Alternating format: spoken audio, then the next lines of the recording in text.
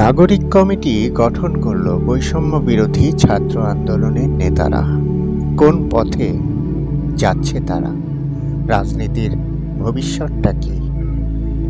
সবাই চ্যানেলটি সাবস্ক্রাইব করে ভিডিওগুলো শেয়ার করে পাশে থাকবেন আর কমেন্ট করতে ভুলবেন না। প্রথমে কোটা সংস্কার আন্দোলন।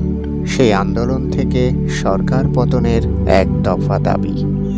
দেশের ইতিহাসে প্রথমবারের মতো গণ অভ্যুত্থানের মুখে সরকার প্রধানের দেশ ছেড়ে চলে যাওয়া। বৈষম্য বিরোধী ছাত্র আন্দোলনের নেতৃত্বে এই আন্দোলনে অংশ নিয়েছিলেন দেশের ছাত্র জনতা। শেখ হাসিনা সরকারের পতনের এক মাসের মাথায় এবার নতুন প্ল্যাটফর্ম হিসেবে আত্মপ্রকাশ ঘটেছে আন্দোলনের নেতৃত্ব দেওয়া বৈষম্য বিরোধী ছাত্র আন্দোলনের তৈরি প্ল্যাটফর্ম জাতীয় নাগরিক কমিটি। তবে রাজনৈতিক প্ল্যাটফর্ম হিসেবে যাত্রা শুরু করলেও এখনই রাজনৈতিক দল হিসেবে কার্যক্রম শুরু করবে না এই সংগঠন।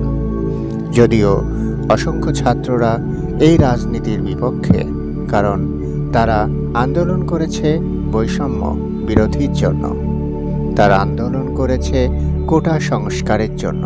তাদের আন্দোলনের মূল ভিত্তি ছিল কোটা সংস্কার করা, বৈষম্য দূর করা, কোনো রাজনৈতিক বা রাজনীতির পথে এগিয়ে চলা নয়।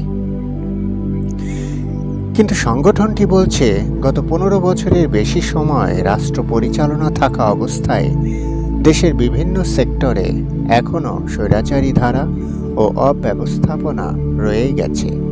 এমন অবস্থায় যাত্রা শুরুর পর জাতীয় নাগরিক কমিটি সারা দেশের জেলা, উপজেলা ও মহানগরে তাদের কার্যক্রম শুরু করবে।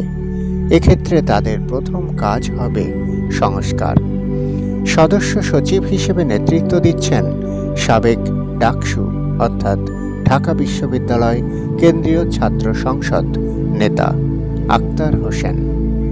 মিস্টার হোসেন বলেন, এটা রাজনৈতিক প্ল্যাটফর্ম, তবে এখনই রাজনৈতিক দল হিসেবে আমরা যাত্রা শুরু করছি না। দল হিসেবে কার্যক্রম করে কিংবা কিভাবে হবে সেটা ভবিষ্যতের পরিস্থিতির উপর নির্ভর করছে।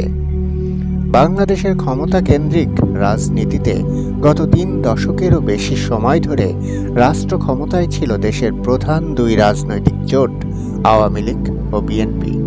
সেই সময় নানা সংকটময় পরিস্থিতিতে বিভিন্ন তৃতীয় রাজনৈতিক জোট গঠনের চেষ্টা করলেও তার সফলতার মুখ দেখেনি।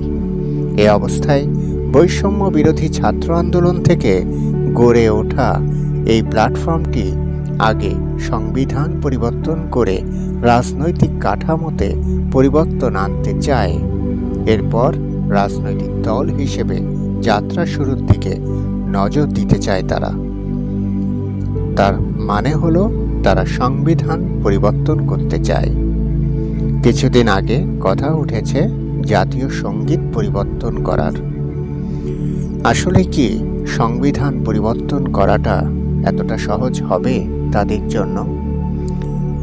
আর যে জাতীয় সঙ্গীত 1971 সাল থেকে এখন পর্যন্ত মানুষের মনে গেঁথে আছে, সেগুলো কি পরিবর্তন করা সম্ভব? যদিও ধর্ম উপদেষ্টা কিছুদিন আগেই বিষয়টি ক্লিয়ার করেছেন, যে বিষয়ে বিতর্ক সৃষ্টি হয় জাতীয় সঙ্গীতকে ইস্যু করে, সেই বিষয় নিয়ে অন্তর্বর্তীকালীন সরকার ভাবছে না। গত 5ই আগস্টের গণ অভ্যুত্থানের নেতৃত্বে দেয়া সংগঠকরা বলছে, ছাত্র জনতার অভ্যুত্থান যে নতুন রাজনৈতিক ভাষা ও জনগোষ্ঠীর সম্ভাবনা হাজির করেছে, তা বাস্তবায়ন করতে হলে বাংলাদেশকে নতুন করে গঠন করতে হবে। রাজনৈতিক ভবিষ্যৎটা তাহলে কি? প্রাথমিকভাবে তারা জাতীয় নাগরিক কমিটি করেছে। তাহলে এটি কমিটি কি অরাজনৈতিক মঞ্চ, নাকি রাজনৈতিক ভবিষ্যৎ নিয়েও চিন্তা করছে? সেই প্রশ্ন আবার ঘুরে ফিরে আসছে। জবাবে সংগঠনটি বলছে, এটা একটি রাজনৈতিক প্ল্যাটফর্ম। এখানে যারা আসছে সবাই রাজনৈতিক সচেতন, তবে রাজনৈতিক দল বা পার্টি পলিটিক্স আপাতত তাদের লক্ষ্য না। সংগঠনটির শীর্ষ সংগঠকরা বলছেন, জাতীয়তাবাদ, সমাজতন্ত্র ও গণতন্ত্র এবং ধর্মনিরপেক্ষতাবাদ এই 4 মূলনীতির উপর দাঁড়িয়ে বর্তমান সংবিধান।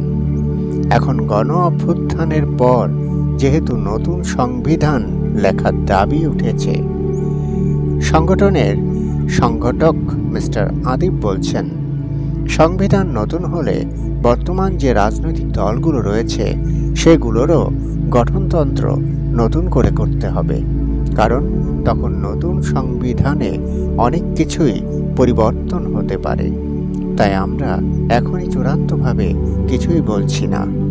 জাতীয় নাগরিক কমিটি বলছে, এই প্ল্যাটফর্মে যারা থাকছে ভবিষ্যতে রাজনৈতিক দল হিসেবে চালু হওয়ার পর সবাই রাজনীতি করবে এমন না। কেউ রাষ্ট্রের বিভিন্ন সেক্টরে যাবে, কেউ কেউ আবার সরাসরি রাজনীতিতে অংশ নিতে পারে এই প্ল্যাটফর্ম থেকেই। সদস্য সচিব মিস্টার হোসেন বলেন, পরবর্তী রাজনৈতিক অবস্থান আমরা দেখব, তারপর এই নিয়ে আমরা সিদ্ধান্ত নেব। তবে আমরা এখনো কোনো রাজনৈতিক সংগঠন না, আমরা এখনো কোনো অরাজনৈতিক সংগঠন না। তারা বলছেন, ভবিষ্যতে রাজনীতি ফ্যাসিবাদ বন্ধ করতেই তারা অগ্রসর হচ্ছে। এর শেষটা নতুন রাজনৈতিক দল হিসেবেই বা দল গঠনের মাধ্যমেই হতে পারে।